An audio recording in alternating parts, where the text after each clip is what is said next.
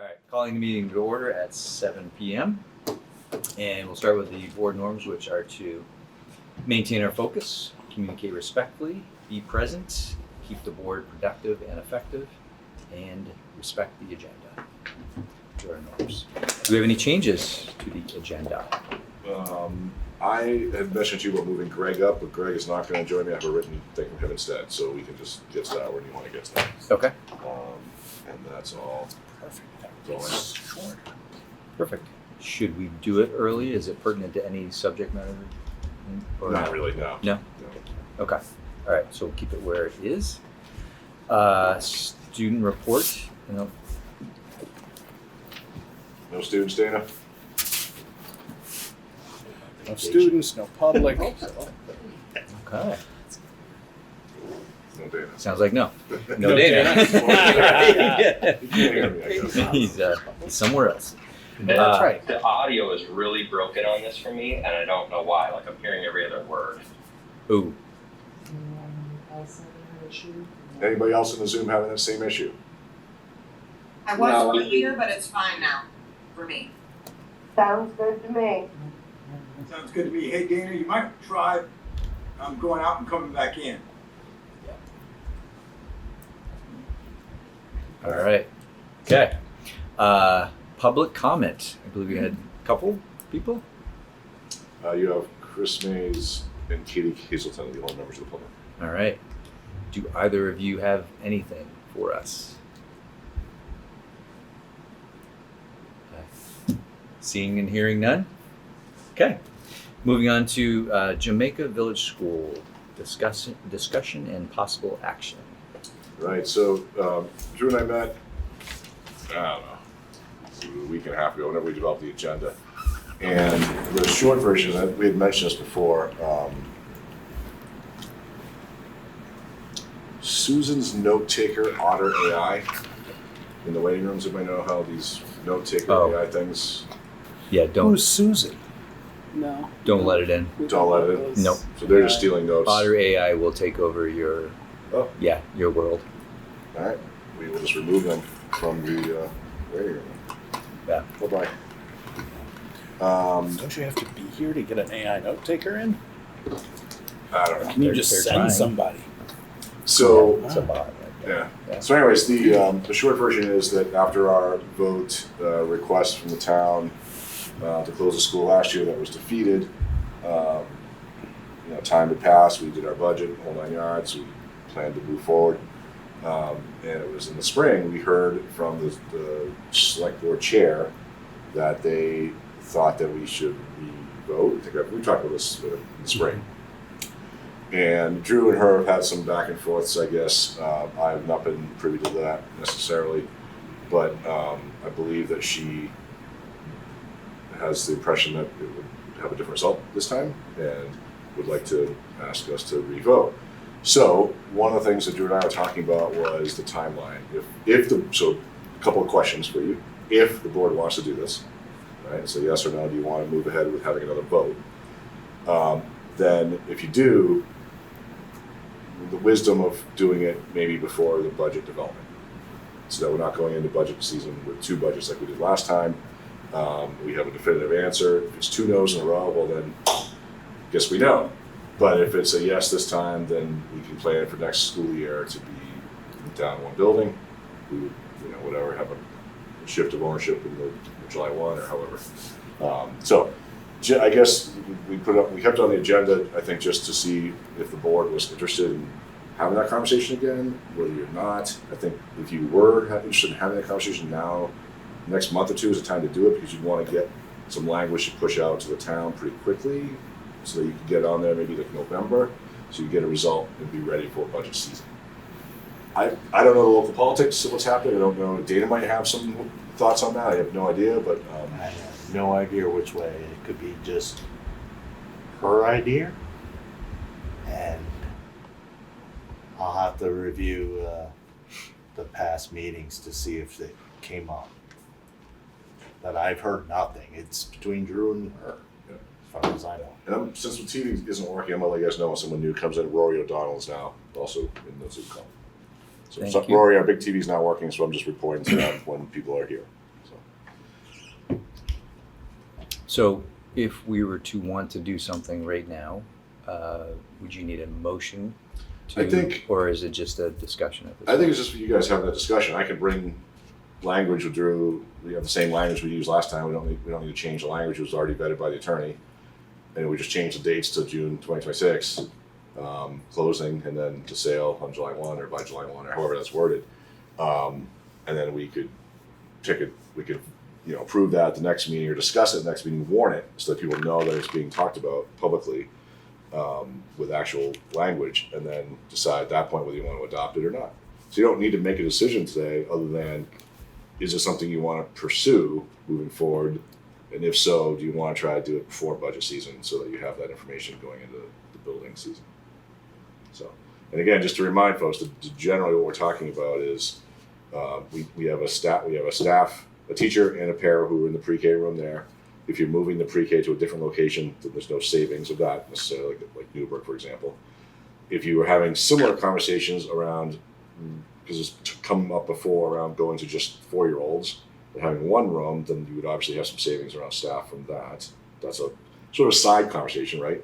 But we are hiring an admin assistant to staff the building, and there's the building upkeep, there's the heating oil, the plowing, the whatever, all those things that do have expenses. And I think Heidi had laid it out for us last time, roughly what that was. And so, anyways, I just wanted to have it on the radar again, just to see if I don't know if Dana said whether or not this was just the select board chair thinking that it would work, whether she's had feedback from people saying, hey, I wish I'd known, I would have voted different, like whatever, I don't know. Yeah, I don't know either. I'll have to review the town meeting. I would imagine, well, it might not even be public stuff, right? Yeah. I would imagine that the redistricting, a lot of the conversations that have happened at the state level might be pushing them to try to do something prior to that, so that if there was something that changed globally, that they could retain ownership of the site and the building before it took over in a different way. I know the articles thing got taken out of the redistricting piece, but who knows how it's going to proceed, right? And it could be just a safety approach from there is to try to get it off the districts and into their ownership. Just a guess. Can you, in brief, just describe the language that we had used in order to? We basically asking them if they wanted to, if they were okay authorizing us to close the building. And the town added a second question, which was, if that vote was positive, would you want to buy from the district for $1? That's their question. They have to ask that question because they needed to answer that, because if they buy for $1, that's one pathway. If we close the school and they don't buy it for $1, then it reverts back to us. And there are stipulations in the articles around how that manages it, but I believe we have to sell it. I don't think we can continue operating it or owning it or renting it or any of those kinds of things. I think we have to sell. So either way. Go ahead. So, we've been through this, and the result of the town was no. It feels really important to me to respect the vote of the town, and it also feels really important to me to respect the choice of the town to ask if we would put it up again. It has to come from us. I mean, correct me anytime I'm saying something. We have to if ask I'm wrong. them to hold the vote. Right, but since we've done it and they said no, I didn't. It feels a little uncomfortable without pretty strong message from Right. Jamaica. I wouldn't want Jamaica residents to say, well, we didn't like your answer, so we're going to do it again. Right. I think that it would be great if we had an official, we think you should do this again because Right. there's been enough feedback to our Like a motion by select their board. select board. Yeah, so to speak. I mean, whatever. Yeah. I'm not trying to complicate anything. I just think that I'm trying to be respectful of the Yeah. residents of Jamaica, first of all. So that's number one, why I think it's a little premature for us to actually vote to do this. But I do think that given the fact that it's out there, we should see if that's what they want. And I do think your advice to or your suggestion that we might want to consider doing it before budget season is very smart. And so this feels really timely because it's still going to take some time to go through the warning system and everything. And then I'll just go to the last thing and then I'll let somebody else speak. It did seem to me that there was some hesitation on the part of this board after the no vote to really move forward with anything, not knowing what the state was going to look like. And so I just want to make sure that we're all really comfortable with doing this. Oh, I have can I ask one more? Of course. Pre-K. Yeah. That's the significant piece for us. And, you know, I've always been a big supporter of having, if we're going to offer universal pre-K as for 3-year-olds, I would like us to be able to do that. So I'm not a strong supporter of just doing 4. 4 years. I'll say that first, and then I'll say there was a lot of question about whether the pre-K in Brookline was going to stay open. And has that, or has it not? They moved to Brattleboro. Yes. So they're gone, and so there's nothing else in that school? No, as Okay. far as I know. And And we have had reports from teachers with young ones struggling to find childcare. So this is what I'm trying to get at. And the other question I had was, is Timpson Hill still solidly staying in place? And I believe so. As far Yeah. as I know. okay, because that actually is really important for us to know. We don't know if they're at capacity or near capacity or how that factors into like a Newbrook location or that sort of thing. We haven't done the legwork on that. Okay. Okay. And frankly, it seemed like the people who are pre-K age at Susie's found places to go, whether it was with us or private. Mm-hmm. And it's the youngins that they took in that those are the families that are struggling to Yeah. find the care. So it That's isn't, true. and we wouldn't be able to do anything about that anyways per se. So Mhm. yeah. I will say the Jamaica building, the numbers for this year, Randy, he's got a tech week rehearsal he's at right now. But he said that he believes the numbers could be 13. They're still trying to nail down some stuff between 3 and 4 year olds. It was 9 last year, 8 or 9 during the year. It fluctuated, but so I mean the numbers are.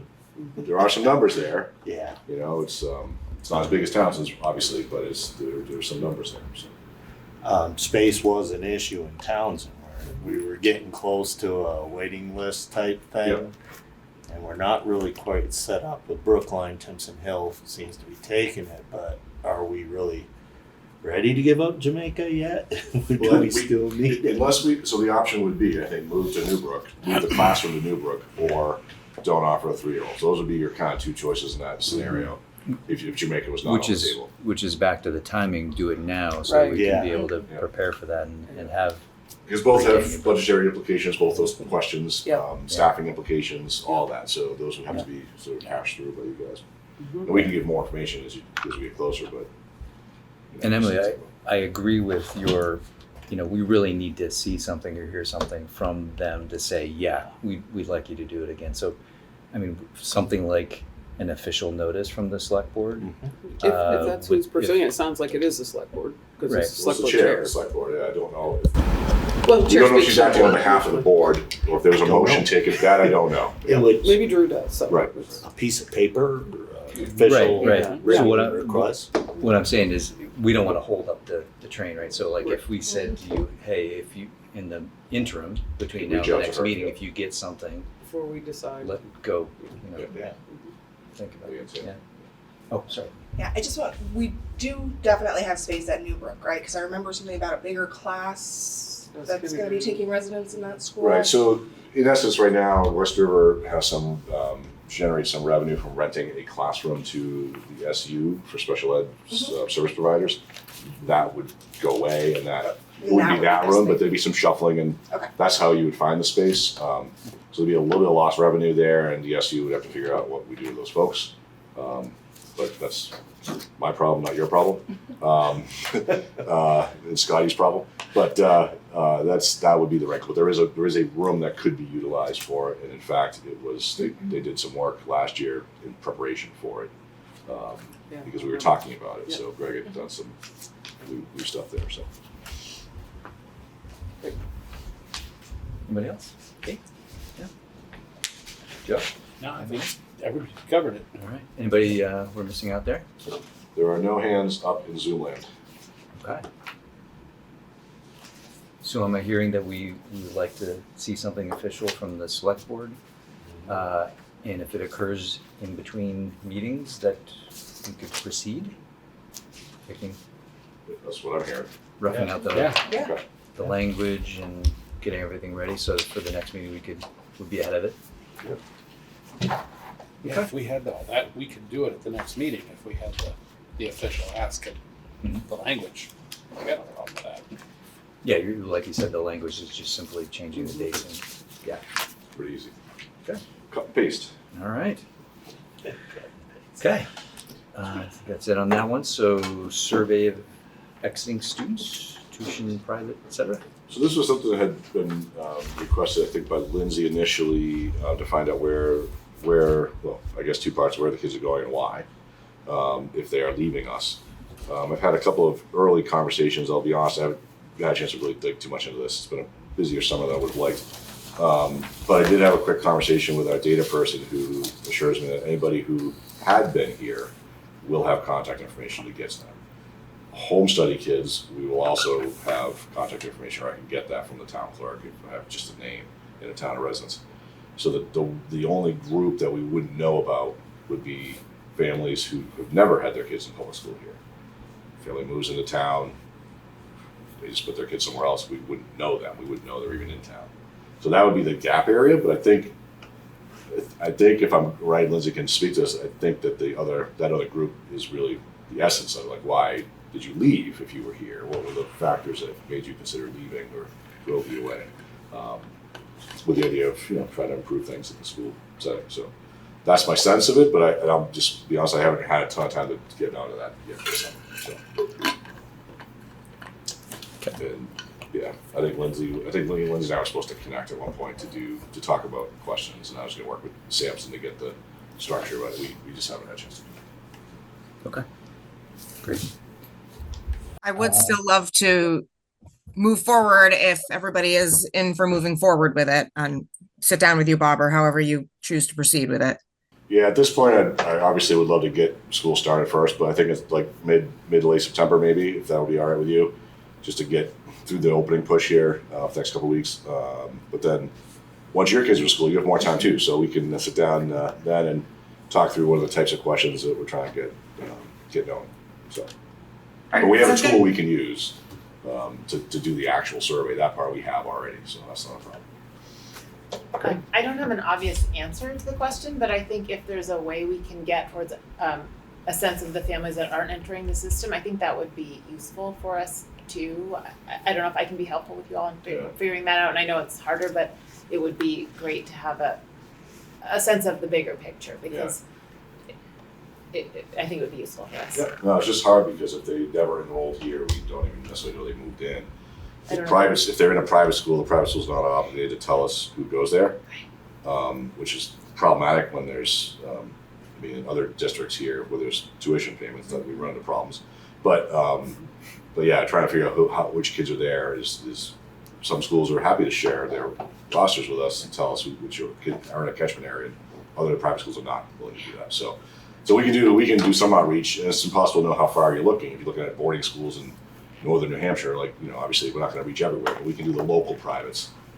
Understood, and I get that it would be patchwork. Maybe the towns can be helpful, and maybe it wouldn't be perfect, but if there's a way we can do it, I just think it would be useful for us to know and to if that can be. And it might just be as simple as people might know someone. Like you have a neighbor, they go to blah school, and you could. It's not a perfect statistical method, but I think some information is probably better than none, where we can get it without too much extra work. Yeah. If I can be helpful with that, let me know. Okay. Great. Thanks, Kate. All right. Anything else on that? If not, moving on to board goal for improving transparency with the public. So I'm not sure. Drew brought this up, I think, earlier on in the spring. It spun into a conversation for us. I don't know if it's entirely about this, but it spun into a conversation with us about the website. And so I'm happy to report that we are making some significant progress on our website, both the schools and the SU. So we have entered into what we discovered. Let me back up. What we discovered with our IT department is that the different schools, not just in West River, but across the SU, are all doing different things, right? And we wanted to try to have some uniform approach to this. And so we have found a web structure, I think they call it, or it's not the right word, but you get the idea. Some sort of like structured web presence that is tailored to your school colors and logos and all that kind of stuff. And it's connected to the School Reach robocall system that we use. It's not School Reach, it's, you get the letters, what's it called? Parent Square. Yeah. That's it. And so that alerts in Parent Square will automatically flow to the website presence, and you get this. It operates as this multifaceted communication tool, and you can newsletters and blah blah blah. Anyways, so it's a pretty cool approach. We are right now undergoing the the merging, the crossing over of the data. They have our sites, and they're cramming it into their structure, trying to figure out what we're missing. And Derek Bliss, who is our IT guy in charge of this, he's been working hard to try to make that work. Including the SU site, which is not the board site, but just a regular SU site with HR and curriculum and all those things. So that's all going to be aligned and look similar, different colors, different logos, but have a really nice look to it. So he's in charge of that. And you may remember at the SU level, there was a conversation when the budgets got reopened, there was a conversation about adding some money to this budget for this year's budget to help support that effort, and I believe we're at this point we're able to do this for less, about half of what that money was. So we're feeling pretty good about that too. The board side of it, he's playing around with searchability because that was one of the challenges. We can't find anything. How do you find the blah blah blah? Well, the blah blah blah is there, right? And if you go down 14 different directories, you can get to it, but nobody knows really how to do that or can figure that out. And this again was a system that we inherited. This is the way it's been done for years here. And a lot of the policies and minutes and things like that were scanned, they were paper copies that were scanned. Those are not searchable because it's basically taking a picture of a piece of paper. Documents that you save as a PDF, however, are searchable. And so everything from since Sue and I have been on board, moving forward will be searchable. So he's putting together a searchable approach to this that'll have policies, minutes, agendas, reports, and other things like that, I guess, that will be all searchable independently. So you could look for, give me fiscal year 25 budget, and it'll search for those things and it'll give you a bunch of documents. But like everything else, there'll be some stuff that isn't, you have to kind of still sort through the results, but it will at least be searchable. So if you want to search a policy for transportation, every policy that has the word transportation, it'll pop up. So that will be significantly better. It's going to be a multi-step process. Again, the older stuff won't be searchable. It'll just be recent stuff. And even policies, some of those, you guys go back to 2017, some of those are not, those are just scans. So as we update policies and do that work with the policy committee, those will be, again, saved as PDFs. So just be careful how we do that. But they will also be searchable. And the best part about all this, because that's a lot of good stuff, is it's all going to be ADA compliant, which our existing stuff is not. And you may or may not know this, but school districts are getting sued.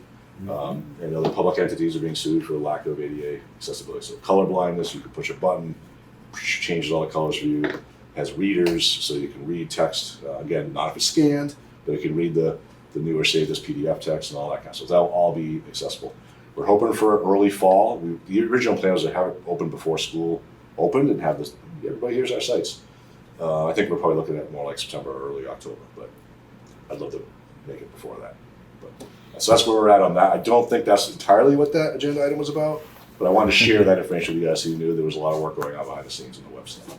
Well, I gotta say that's a big step forward. It's a huge step, yeah. Yeah. I'll take it in September. I figured it might be next year, but thank you, Bob. Thank everybody that's doing that. Yeah, it's an example of us, the board, coming to to ask for a solution to something, and then just digging that much deeper to do everything that's right for the ADA compliance, et cetera. So that's great. Derek's real good. He's on it. So, and he's a bit of a perfectionist. So what we're discovering is that stuff that comes back, he's sending it back to the company and be like, "That's not good enough," which slows it down. But I think it's a good sign that he's that type of person because it's an indicator that we're going to get a high quality product. And you've done right. It's fantastic. Right the first time. Nice. And right, Dane, I'm with you on that one. If you do it right, if it takes a little longer, yeah, it's done right. Take it. Yeah, and like we talked about, maybe having Matt kind of. Yeah, so once they're live, or maybe just before they're live, we could do a little dog and pony, either here at the SU board or both, to walk everybody through what it looks like, and so you can share all the good news. SU retreat. Yeah, there Yeah, it could be the October part of that. Yeah. That gives you all of September to get it. Yeah, and actually, just to mention this, if you guys have ideas for trainings for that SU retreat, talk to Rich, or you can talk to me, but talk to Rich too. because he and I have been having some conversations about what we could do. You know, a couple of years ago we had Pietro come to Dutton and did the thing on open meeting law. There's been some changes to open meeting law too, so maybe some updates. But we were just talking about different ideas for what training could be for board members. So. Open meeting law and stuff. We periodically get feedback from community members telling us that our minutes aren't posted on time. And you know, it happens everywhere all the time. But I just wanted to note it and say that we need to find out. It's usually, I know you're acting chair tonight, but usually the chair is responsible for the board to make sure that minutes are posted on time. But I just want to make sure when we're talking about transparency that, you know, and law. It's law. Yep. Yeah. Yeah, no, we do the best we can with that. Our minute taker, like tonight, for example, is not. She'll take it from the recording, so she has to wait for BCTV to publish the recording. Then she'll go in and create the minutes, and she'll send it to us, and we post them. So it's sometimes it does take a little bit longer. I don't know. Maybe Susan's AI thing, Otter AI, would have fixed that. I don't know, but from what I've seen on the AI stuff, we're not getting high quality stuff on minutes from that stuff. It's the SU one we did in Dutton, because of the way the microphone was and it was on my screen, everything that Rich said, it said I was saying in the little summary. Anyway, it was just, it's really hard to follow that. So we do need a live person, but she Well, I'm going to just go out on a limb and say, if we don't have a minute taker present in the meeting, then we should be taking minutes ourselves. You know, it doesn't take much for us to pop out minutes, and Right. we know look at the statute, you'll see what minutes you need to say. Basics, yeah. Motion. Yeah, very simple, basic. And I think we should do that and get them posted. I don't think we should be late because a minute taker has to wait for it. And the service that we get from BCTV is wonderful. Yep. And I know our communities really appreciate that, but the law says we have to post them timely. I believe Peter is the clerk. Is that right? Yeah, I think so. So I can connect with him and show him Yeah. the legal side of that as well.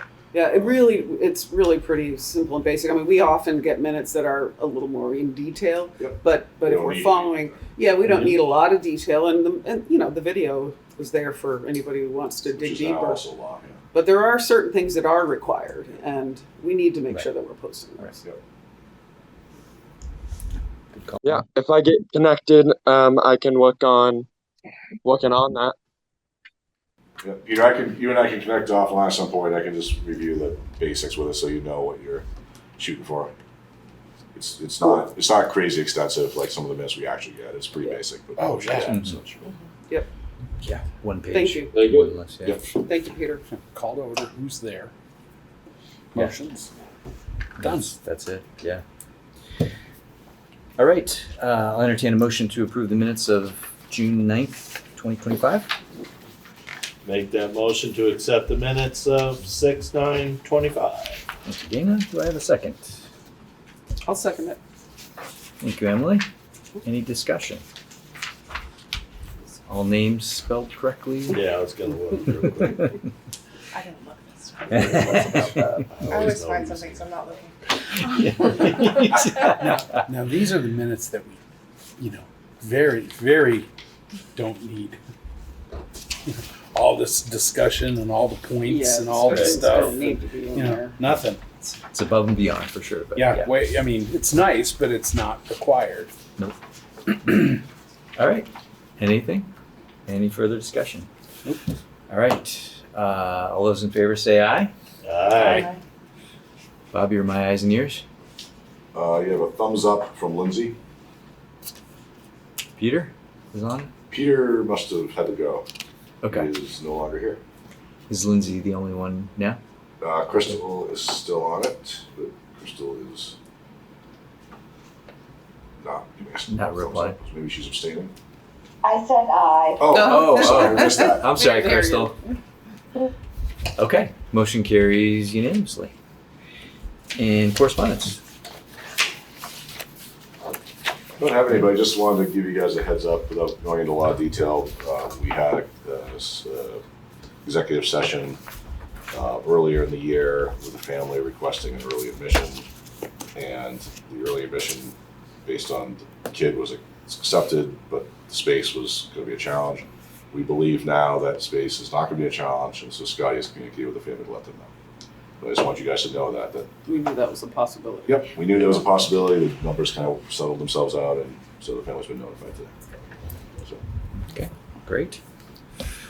Financials. Who would like to do that? Dana, you Flip got a them? coin. I got them. Yeah, I got them. I got them too. There's a lot Fight of over them. them. You want to split the difference? No. I'll second. I would like to get approval for pay order 95 for $11,287.02. Pay order 96 for $5,359.37. Pay order 97 for $92,353.39.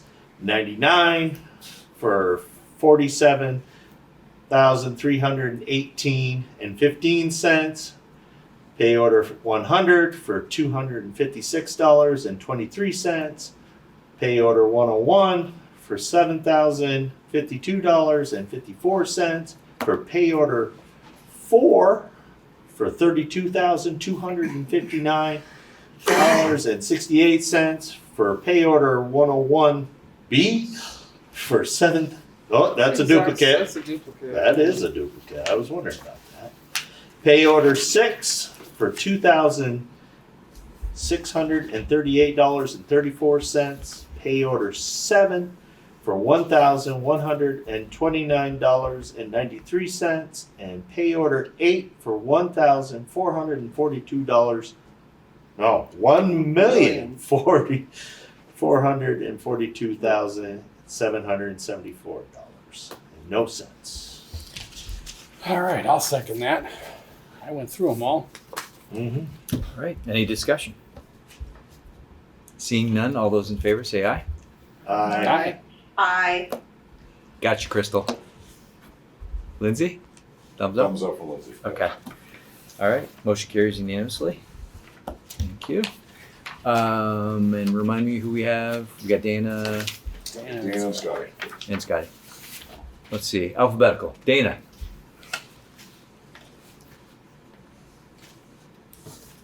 Oh, come on. You don't want to go with Scotty first?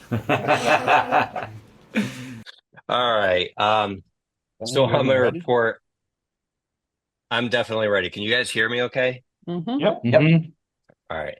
On my principal report, I tried to keep things brief, and there's a little bit of repetition with the summer, but a lot of it all ties back into the SIP, which is down at the bottom, our continuous improvement goals.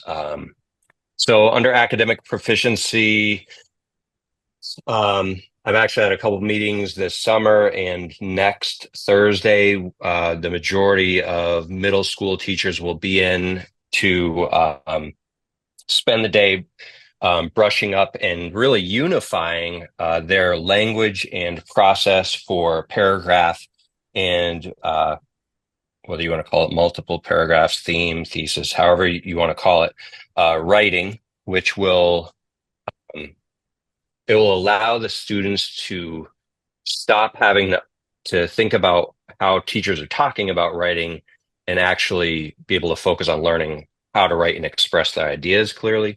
So that's a big shift for us.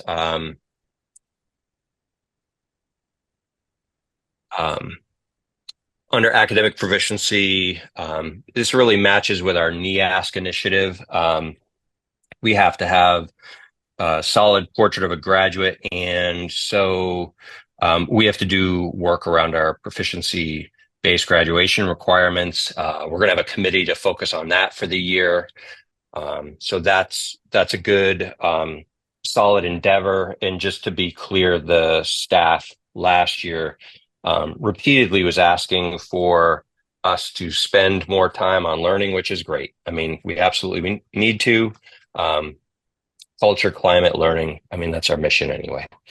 Under personalized learning, I just wanted to review the committees that we have going into the school year. And I think really the staff did a great job with these last year, and there's still more to go. We're on a journey, but our personalized learning plan committee, we have a project-based learning committee. They may be renaming themselves at some point because we're starting to use expeditionary learning a lot more. in our conversations. So I'm not changing my language here just so that people are familiar with what we're talking about. We have an advisory committee, and as I said above, we're going to have the proficiency-based graduation requirements committee. Under high quality staffing, I actually think we're fully hired for professional staff, and we're looking for, I think, 1 or 2 more paraprofessionals. A number of our teachers went to an expeditionary professional development this summer in Boston. I think 6 teachers. So that's really exciting that they actually leaned into learning more about intensives and taking students out into field work and experiential learning. And a repetition here that our middle school staff is going to be working on unifying writing practices, and that will be carried through during the WIN period for the first 6 weeks of school. Under Safe, Healthy Schools, just to be aware of, we know the cell phone ban is coming, but we're just going to jump in this year. And it's just going to be a bell to bell. If we see your phone, you're turning it in. As simple as that. And then a shift that came from our counselors and nurse, and I actually agree with it, but there's a good amount of research. I think it's even recommended in our district policy that students in the middle school ages should not be having caffeine. And while we don't provide it to them, we are going to redirect them that they should not be drinking it during the school day. And similar thing, if we see middle school students drinking caffeine or whatnot, we're going to ask them to either dump it or put away, leave it with us, whatever. Current enrollment numbers are there. And then down under the progress on SIP goals, I mean, well, basically all of the above impacts our SIP. But that's everything so far for a summer. I mean, I guess it has been kind of busy, but good work. Thanks, Dana. Appreciate it. Any questions for Dana? I got one. Yeah. It was kind of a come from home, Dana. What's the deal with backpacks? Middle schoolers can't carry their backpacks? So the middle school teachers have had numerous discussions around this. And honestly, I am allowing them to make their decisions. I don't know where their current stance is. I know next Thursday when they come in, they're going to talk about it and what they want to do. The thing is this: they want to be consistent, and I'll just give you a for instance. You know how sometimes somebody will tell you how to do something, and you're like, yeah, whatever, and you do it, and you're kind of like, this is it. But if you figure it out for yourself, you're like, no, this is the way. Like that's I'm allowing them that opportunity. I definitely have ideas about backpacks, but they also are, I mean, they're thoughtful and they're figuring this out, and that's going to serve our school community better in the long run. So I don't have the exact answer for you, but I could tell you every spring, fall, they talk about backpacks and what to do with them, but they'll figure it out. I have faith in them, but I don't have an answer for you for now. All right. Anything else? Bob, you probably talked about it when during your report, but I know you just had some bumping with PBL and kind of how we stand in that regard. Yeah, it was actually pretty. Scotty was with me. He can attest to this. But we were at the VPA conference this past week, and they have these little segments called boom sessions, where leaders from across the state get up and speak about their schools and cool things they're doing, and there was actually one on cell phones as well. But we heard one from Colchester Middle School that talked about these 3 days. I forget what the fancy name they had, Scotty, but these 3 days they do at the end of the year, where the kids do this sort of, I don't know, this thing exactly like we do, that we do for a much longer period of time. And they were raving about how blah blah blah, this is really great. And this is the Colchester Middle School, and how many kids are so complicated. They do all this stuff, and I was just sitting the whole time going, we do this. Like, Lee and Grace have been doing this for a few years now. Like, I don't know. It just was kind of one of those it's not that great. We do that. It was one of those moments where they did a nice presentation, but it was just cool to think we're doing stuff that other people are bragging about doing. we're just not bragging about it. We probably should be, but anyways, it was kind of a neat thing, and they had all these great pictures of kids doing stuff. I'm like, yeah, I think I've heard this song and dance before. So it was just a nice thing. I was mentioned Alan, we talked today. So yeah, it's kind of cool. We're cutting edge. And we are. Yeah. We'll promote that. Yeah. And we're doing more than what they were doing there, and we're doing it through seniors, and we're figuring out ways to attach it to kids of all grades and this intergenerational. Like it's pretty proud of it. I can't wait for this website where we're gonna have front page See it. news, Yeah. right? Yeah. There it is. Here's Yeah. what's happening now. Very cool. I just, if I Yeah, could just, please. it's not really a question for Dana, but I just wanted to say I appreciate the stepping forward on the cell phone bell-to-bell prohibition. And also, Bob, you may be hearing more about this than, or Dana, than I, since we passed the law, but there will be a draft policy. So, I'm not sure that, I can't remember the timeline of that, but I I think know. the AOE's supposed to develop it. That was the interesting part.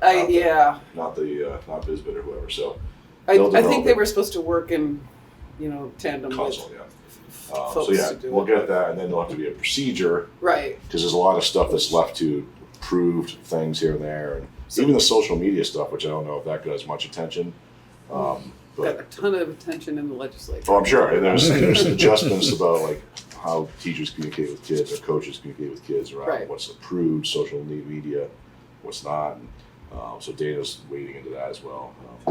Yeah, I appreciate that. It's really important, and Yeah. the testimony that was taken was really compelling, and that's why the bill passed pretty easily, and I'm glad it did, because I think it's right for our kids and right for our school. I think that took effect immediately. The cell phone one was a year up, but Yeah. the social media one was more immediate. Yeah, and that, just so everybody understands, one of the biggest challenges that we were hearing about were that students, it was often with athletics or after school things, but there were connections that coaches or whatever were making through like Facebook or whatever social media platform they were using, and of course not all kids even have access to phones, and so there were a lot of challenges around that. Yeah. And One of the we took some testimony on honestly there were plenty of programs that schools could employ without Yeah, some any good ones. expense. Yeah. To do that very thing. It just meant a shift, and everybody needed to sort of get used to it. Yeah. And just for anybody who's worrying about it, there are a lot of carve-outs for not just health issues like monitoring, health issues, Phones, yeah. but also, we took a lot of testimony on teachers who said, we use them in a certain kind of class, and Right. we wanted to be able to continue to allow that. So there is flexibility. So I hope the policies will reflect Yeah. the testimony that we took and all of that. Yeah. I use the example all the time when I talk to you about this. Is that I remember seeing in a science class using a cell phone Yeah. camera down a microscope. We And talked then, about that. Like they're taking the image and they're like projecting it from there Mhm. onto like it was just like everyone's looking at the microscope simultaneously. It's really cool. Or you could print it and then label it in the parts of the cell or whatever. All different kinds of cool things. There's legitimate uses of technology. That's right. But use it We're trying to educate people stop on that. what they are. Yeah. Yeah. As long as it's controlled and monitored and That's right. oversight. Yeah. One of the things I will say this, that Dana will love this, and Jesse maybe more so. We heard the two principals. I think it was Stowe and People's Academy. Scotty, does that sound right? The two guys that presented. Yeah, he's nodding. On their cell phones, they had rolled it out this past year, Mhm. and they talked about the rapid decline in bullying and harassment. Right. So that was like the big. They were like, yeah, we just didn't know that was going to happen. Like it was great. We didn't know it. We didn't expect it to be that dramatic, but there was a big decrease. We heard a lot about that, and we also heard about there's noise in the hallways between classes now. And the cafeteria actually has a din again, Right, and instead of silence while people are eating with their cell phones. In front Yeah, of well, them. one of the lead quote, Scott, you remember this was one of the principals had a letter from a parent or an email from a parent that said my son came home the first day of school and basically said it was this, what was the language, like it was his favorite lunch period ever, and the kids were just all hanging out talking. Yeah. And and basically the parent was like, "Bravo, nice job with this. Like the kid's excited to not have his phone." And yeah, there's gonna be battles for sure along the way, Yeah. but like there are some real positives, and kids are gonna feel freed from that. They don't know it, they won't admit it, but they're gonna feel free from it. We heard the Journey East kids talk about this. The Journey Away kids talk about this. when they didn't have it on the train to New Orleans the first year they did that. How it was like, we were like freaking out. We were looking at our phones, and then later it was like, it was cool. We hung out, we talked. They had to talk.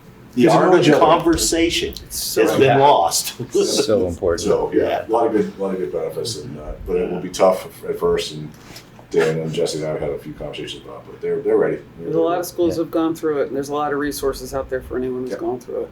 Yeah. Thank you.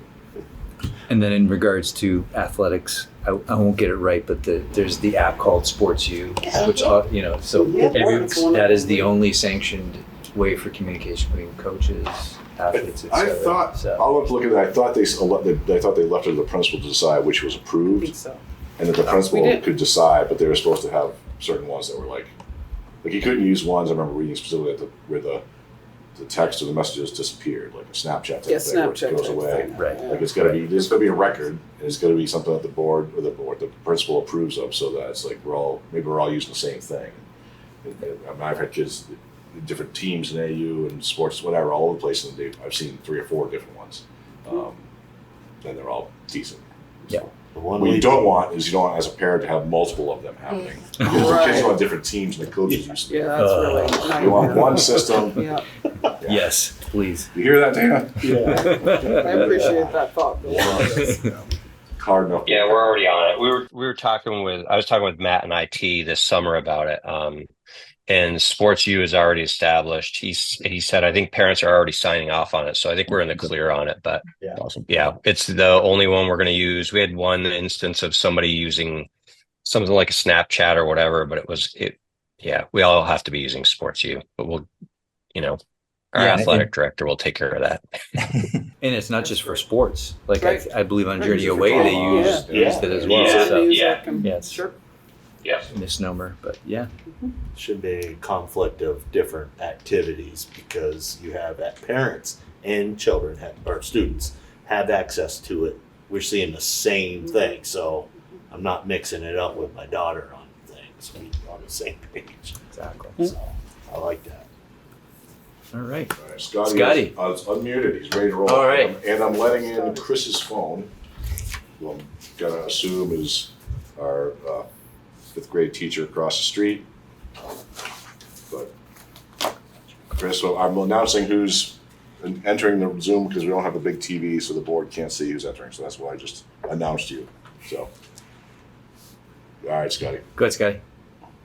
Hello, everybody. I'm just coming back off. I was at VPA for the last week for 5 days.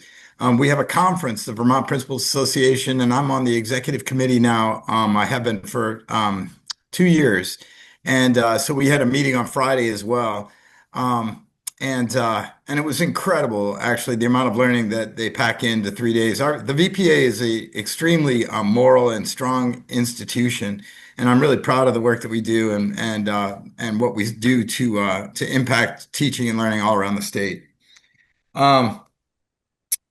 I do want to first talk about my building. I was there today, all day today, and it looks great. We're doing the induction there in our multipurpose room.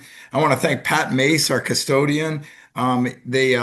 They did all of the normal summer maintenance work that they generally do, but they also tore up all the carpet and repainted our 3rd grade classroom, which at some point, something really some mildew occurred in there and in the rug, and we tried everything, and it just needed to be replaced. And Stacy was great, and she was patient, and we got it done this summer. Now everything's pearly white, and the carpeting is beautiful and new, and it looks great. Our PTO also installed a sandbox on our playground, as well as I can't remember the name of the game, but it's a 6-sided, like a hexagonal raised Gaga. Is it Gaga? Gaga pit. Yeah. So we're gonna Taggart Phillips, our PE teacher, is gonna teach Gaga in PE class, so then we can roll it out during recess, which will be really fun. I know the kids will love it. Speaking of the kids, I miss them desperately, and I've seen a few over the summer. Today, two children came for an early tour. Sometimes kids get a little anxious or whatever, and just to get them into the building before school starts is really helpful. I've got Another student coming tomorrow, and then another one coming Thursday. They come with their family, and we walk around and talk about school, and it's really nice. It's not always just kindergartners, but so far it has been this year. Over the summer, I'm really proud of myself. I set a goal to do something kind of huge, and I got it done. Our community handbook had always been kind of spattered all over their website, and I created a document that I actually, just interestingly, I started with an AI search. What would a student handbook for a Vermont elementary school, what would the table of contents look like? And it gave me a really nice structure. And I didn't keep all of their structure, and I added a bunch of my own, but it was a really great place to start, and it was a really nice use of AI. One of my family members told me about it, that I could do something like that just to get a structure or an outline, and it was great. We're in the last stages. I haven't sent the handbook to my teachers yet. I sent it for the 20th when they get back. So when they get back, I'm going to see if anyone wants to have any input, and then we'll publish it online. But I am really proud of that and happy how it turned out. We are hiring right now. Our second grade teacher is going on a leave for 4 months, starting in October. And today she and I met with a candidate, and I'll be calling some references tomorrow morning. So I'm hopeful about that. The WCSU retreat. So Bob and Jen planned and enacted a retreat for all of the principals and all the central office staff. We have a lot of new folks around, and it was really great to have time to connect with everyone and to learn together. We got to study with an attorney. There's a lot of legal work that we need to keep in mind when we're working with IEPs and 504s, and when we're using MTSS to reach every kid. That was really helpful. That was right in Newfane, which was cool to be at the inn right in Newfane. Their accommodations were great, and just the whole thing went very well. I want to thank Bob and Jen for that. And then again, induction today. Renee Merluzzi was leading induction today, and the way they do it is that the new staff come, and then every single thing that we've decided needs to be taught to new staff is taught by different administrators or different central office staff. And it's a really fun thing because we get to know all the new staff and we get to brag ourselves up a little bit. And again, I mean, I love that it was at Newbrook, and that Bob introduces all of us on Monday morning. So we did that this morning. I'll be working with another administrator tomorrow to teach. I guess I'm teaching equity and the history of equity in our equity work here in the WCSU, which I'm really comfortable with, and I look forward to that. And David will be kind of probably doing that moving forward, but he was just hired like a month ago, or he just started, I should say, a month ago. So he doesn't know all the history, so we're helping out with that. And that's really all I have. I've got, I still don't know exactly, because today was really my first full day in the building. I don't have all of the information about who exactly is coming to my school. I still have 2 or 3 kids that I'm not sure about. But it looks like we're going to be at around 85, which I'm stoked about. I'd like to get back up to 100, but we'll see how that works out. And again, I just want to thank all my colleagues, and Randy especially, for just working really hard to keep aligned and to keep things true within our district. And so we are working together a lot on the different things we're doing. That's what I got. Do you have any questions? No. All right. Thanks, Scotty. Appreciate it. Well, very thorough. Thank you. Stole half my report, but thanks, Scotty. Of course you did. Same conference, right? Yeah. You said Randy's not here. Randy's not here. Okay.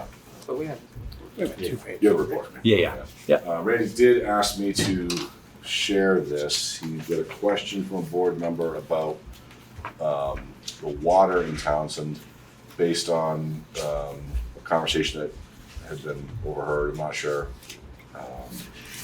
where it happened, but at any rate, that there was some misinformation about the not being able to use water in the kitchen, and that had to do with the reason that dishes can't be washed in the kitchen is because the the dishwasher that was installed a number of years ago, and pre-Greg, I'm going to point out, actually wasn't properly permitted, and the septic system can't handle it. So once we knew, it's not supposed to be there. So once we knew that was the case, we stopped using the dishwasher. And so they may have even moved it somewhere else. I don't know. Might have been brought over here. I'm not sure. But so that's why dishes have to be brought to Leland Gray to be washed. It was not anything wrong with the water. It has to do with the capacity of the septic system.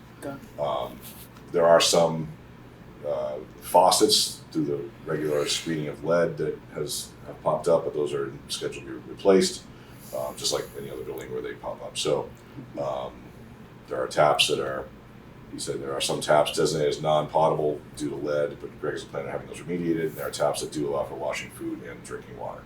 So he wanted just to have everyone have that information so there wasn't misinformation out there. That's great. That had to do with the septic system, not the quality of the water. So some of you probably already knew that. I see Dave's over here nodding his head from the hospital. He was like, Yeah. Yep. That permit's pretty tight. Yeah. Mm-hmm. Yeah. So, Marco, I was going to just mention the retreat we had a couple weeks ago at the Newfane Inn. We've been, for recent years, I think probably with ESSER money, we've been traveling and taking the team somewhere and staying there as a team, which is very cool because you're sort of captive audience and you have to eat meals together all the time. There's a lot more interaction. But with the ESSER money gone, that we figured it would be better to just do it locally. So we did it at the Newfane Inn. The nice front, if you've been in there, the nice front room that faces the store right on Route 30. It's kind of a small room, it's a little tight, but it was really nice. They did a nice job with their food. The new owners, I guess, are Brookline folk. Is that accurate? Maybe? Renee thought they lived near. The owner's family originally was like from Brookline. Lori's sweet though, I like her. Yep. Yeah, so they're cool, and they did a nice job for us. If you drove by during our retreat, you may have seen us fully decked out in Hawaiian shirts and blaze on the front lawn of the courthouse there. You may have seen us beating each other with pool noodles, chasing balloons around. Jen is our sort of our games master, and she does a lot of team building things for us. Scotty got taken out, I think, at least once. My favorite Dana Quadro story is that Dana comes in, he's trying to, he's kind of nonchalant. He doesn't come across as like the crazy athlete. But there was like a scrum over by one of the goal lines, and I was over there like hitting somebody. And I looked up, and there was Dana streaking down the opposite sideline with a balloon, hitting it towards the goal line with his pool noodle to score a point. He was just like running down the sideline like Walter Payton or something. So we had a really good time with that. And as Scotty mentioned, we had an special attorney from Pietro's office come and do a presentation, which is great because we have a new special director, as you know, just to kind of get caught up on things. And we had just like a special ed for principals 101 kind of thing. And we had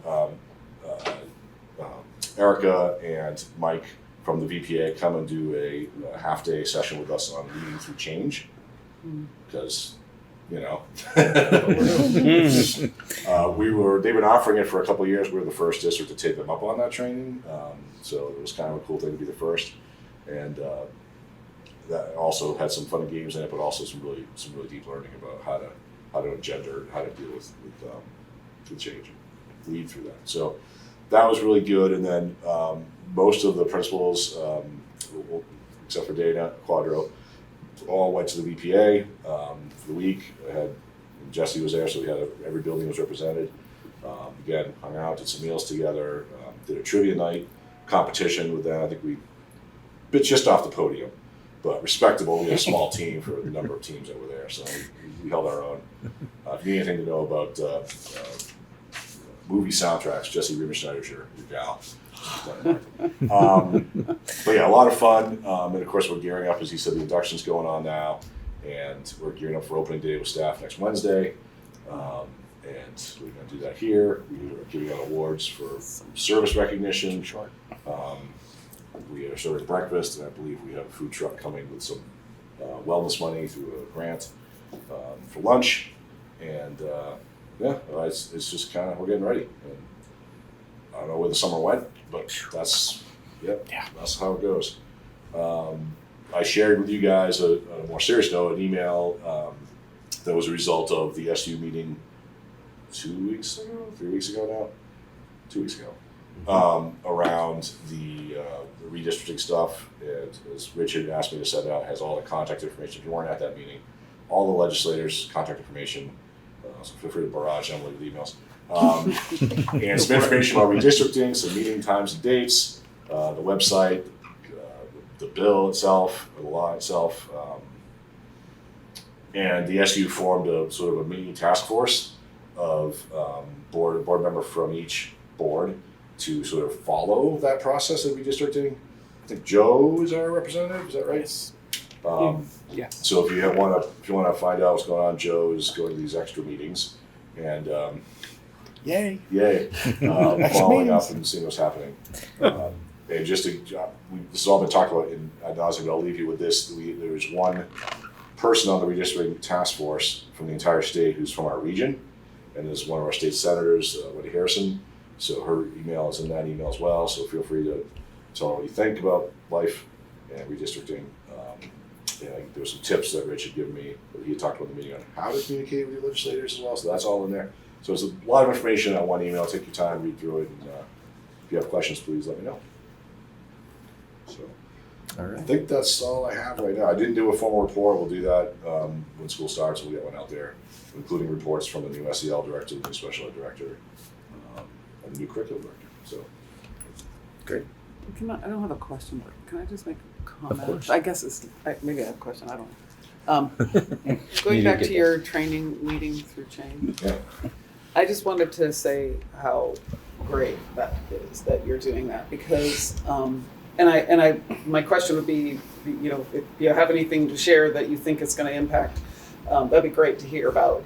But change can be so overwhelming sometimes that people just step back and allow change to happen. Right. And actually, that is the very time when people need to step up and lead. And I've been trying to make people understand that you can't be overwhelmed by it. You have to step forward during change. And so I just wanted to say thank you for taking that training. I think that's really important. And I'm glad, I know Mike, and I think they do, They're fantastic. Mike and Eric are both fantastic. And they did a really nice job. And I'll just give you one example of one of the things that we did. They had us talking about the types of leaders we are through change and sort of self-identifying and being self-aware. And again, I feel like I'm picking on Dana again, but we had us divide in the room based on whether or not we were like just straight. You kind of are. A little bit. I'm sorry. You kind of are. Well, you made me wear a Hawaiian shirt, so that was his idea. So we if you're like an idea person, or whether you're someone who just does detailed grinding, or if you're someone in the middle who's like a connector between the two, and just getting a sense of who we are as a leadership team and how that plays itself out. For example, Dana and Jesse were on opposite sides of the room. I'm not giving away what side, Dana, right? They were on opposite sides of the room, which at first they were like, oh, of course. But it actually it's good to have that on an administrative team where there's two people to have that. And I think Dana and I think Scotty and Randy were both kind of in the middle, right? You were more shaped towards the middle, so they were more connectors with people. And anyways, it was just really interesting to see how that plays out and how how our leadership team is structured and how that leads us through change. But then also when you take it back to your building, what does that mean? Who's on your staff? Or where do they sit? And how are they going to result? When Dana brings up this cell phone ban, bell to bell, who's he thinking about on his staff? Who's he winning over? Who's he trying to influence? Who's he coaching up? How does he think about that stuff? So that's really a lot of what we were talking about. And it's just really fascinating stuff. And I think I've had this in two different places. My graduate program had a change class, which is kind of unusual, I think, through UVM. They had it back then with a lot of great literature. But even the Waddington program, which some of these guys have I think all these guys have gone through now, has a change element where you learn how you are as a change agent. And so it's just a lot of self-reflection and stuff. So it's really pretty powerful stuff. Crystal has her hand up. But that's hope that answers your question. It does, and I really appreciate it because it's the leading part that gets dumped to the side, and it can't right now because we are, as we all know, headed into some significant shifts. Yep. And so, thank you for all of that. Crystal. So this question could be for you or for Emily. So if we contact Thomas because we're in Wyndham, I think Wyndham feels very confused because we are a choice town for K through 6. Obviously not for, 7 and 8. But we feel really confused about with these school changes. Like, what does that do to the towns that have choice?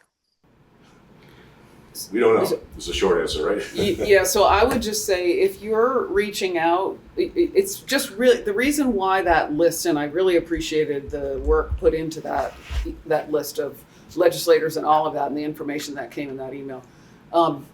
If you're reaching out to your legislator, the list is there so you know who represents your town, your community, but you can write to every single one of them on that list if you want. And you should, I would advise anybody who's writing to their representative who represents their town, the town they live in, you should also send that to both senators as well. And I encouraged people when I was at that Wyndham Central meeting, I encouraged people to copy me if it's from either the West River District or one of the 3 towns that I represent, which are Marlboro, Newfane, and Townsend.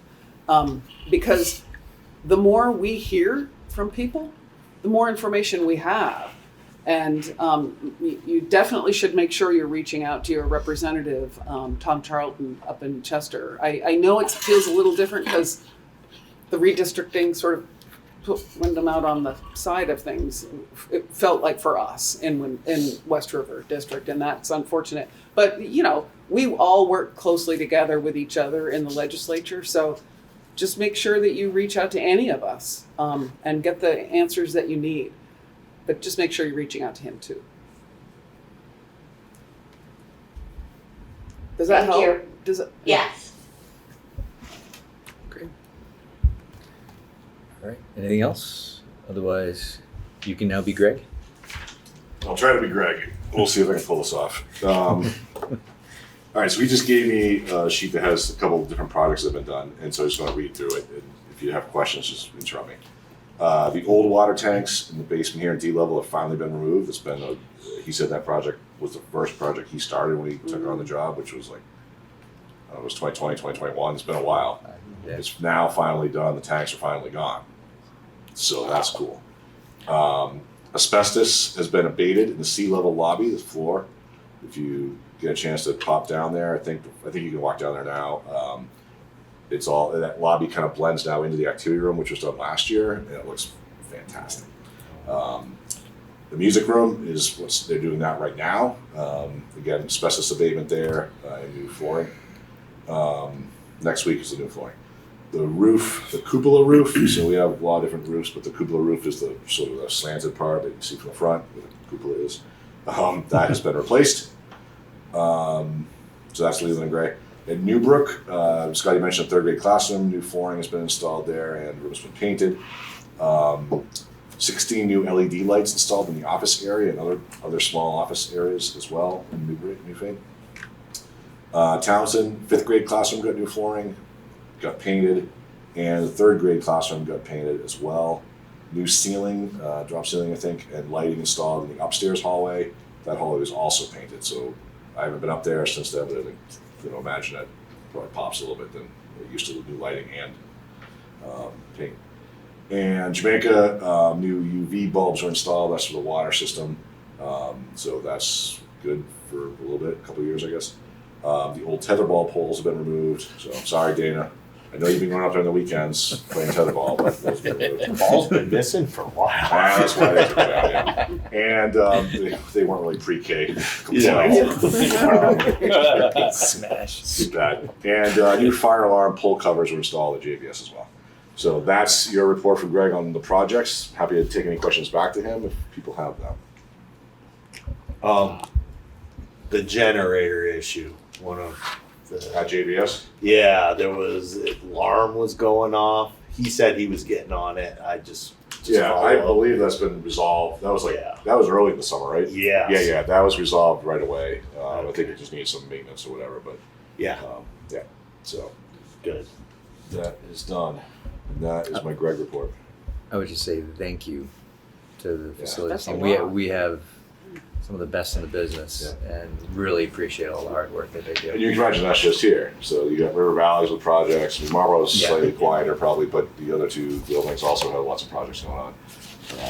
So they've done field work above and beyond that, right? So So yeah, I will say that. So I will again put a plug out there as well. Many of you in the community know Mike Fontaine. Yeah. He was hired this year in the spring to take over buildings and grounds, and buildings and grounds. And he's done a ridiculously amazing job. He brings his own gear when he needs to. Like, he's just taken in.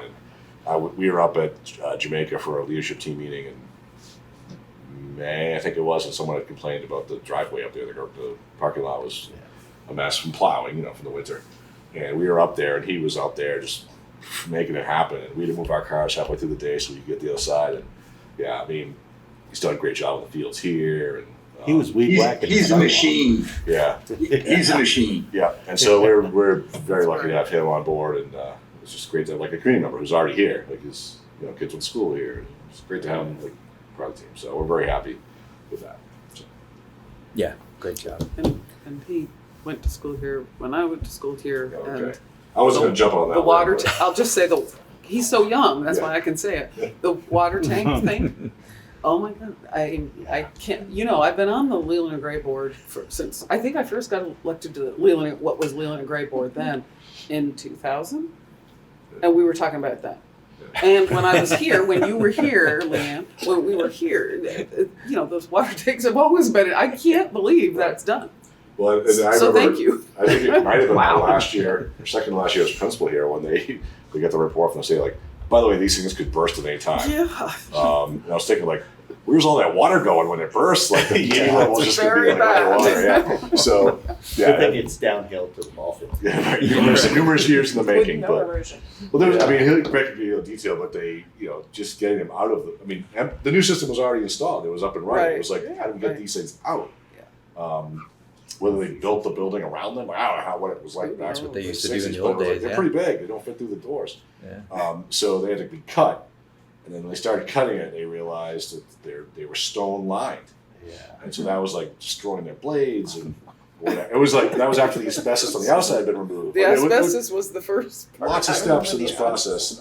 We had to stop using that room because of the asbestos. Right. Well, kind of a funny story. They had the last day of cutting out the stuff was the day after the asbestos was removed from the music room, and so they were doing the air testing before they could move on to the next step to get approval that the air testing was fine.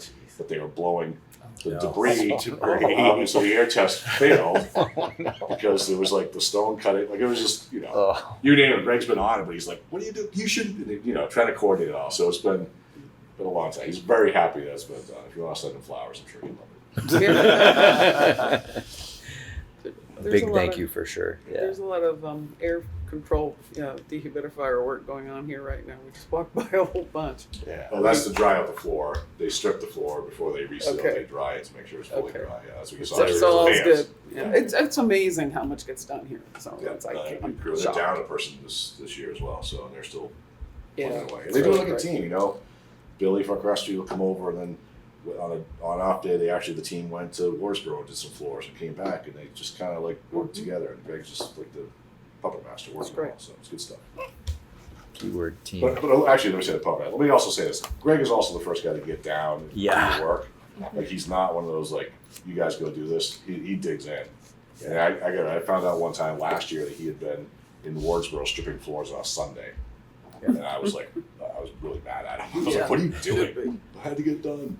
So that's the kind of guy he is as far as like the work ethic, and it's pretty powerful. So. First boost, last boost. Yeah. Yep. All right. I assume we need the executive session. I believe we do. All right. I move that premature general public knowledge would clearly place the public body or a person involved at a substantial disadvantage, and I move we go into executive session to discuss contract negotiations under 1 VSA 313(1)(b). Second. All those in favor say aye. Aye. Aye. I think I got ayes out there. Lindsay, Lindsay, thumbs up. Crystal? Crystal, nothing. We're in. Yeah. Aye. There it is. There you go. Okay, all right, moving into executive session. Thank you. Thank you. Thank you too. Have a good Yeah, night. kick everybody out.